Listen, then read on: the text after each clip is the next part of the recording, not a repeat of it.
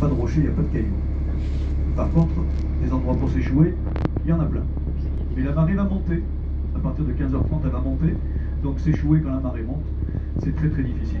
Mais il y en a qui y arrivent, quand même. Mais nous, c'est pas notre programme du tout, du tout.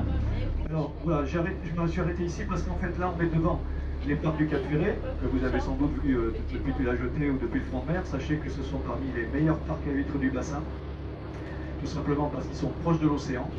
Et plus le parc, ce qui fait un bon parc d'un moins bon parc, en fait, c'est son emplacement. L'huître est un coquillage passif qui ne fait qu'une chose, elle s'ouvre et elle filtre l'eau qui lui passe à l'intérieur. Si l'huître est sur un parc où il y a beaucoup de courant, elle va filtrer beaucoup d'eau. Beaucoup d'eau va la traverser, elle va filtrer beaucoup de plancton, elle va grossir vite. Vous mettez la même huître à l'autre bout du bassin, un endroit où il y a moins de courant, elle mettra beaucoup plus de temps pour avoir la même taille. Ici, une huître commercialisable, c'est 2 ans et demi. Au pied des cabanes sur pilotis où nous sommes tout à l'heure, c'est 4 ans. Vous voyez la différence?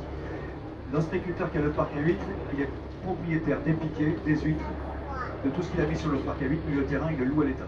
Ce sont des concessions, et c'est exactement le même principe que pour les cabanes de pêcheurs de tous les villages ostréicoles. Quand vous êtes dans un port ostréicole ou dans un village, comme le village de pêcheurs du Cap Ferret, du Canon, Piquet qu'on verra tout à l'heure, on est propriétaire des cabanes, on est toujours locataire du terrain. Des petites précisions.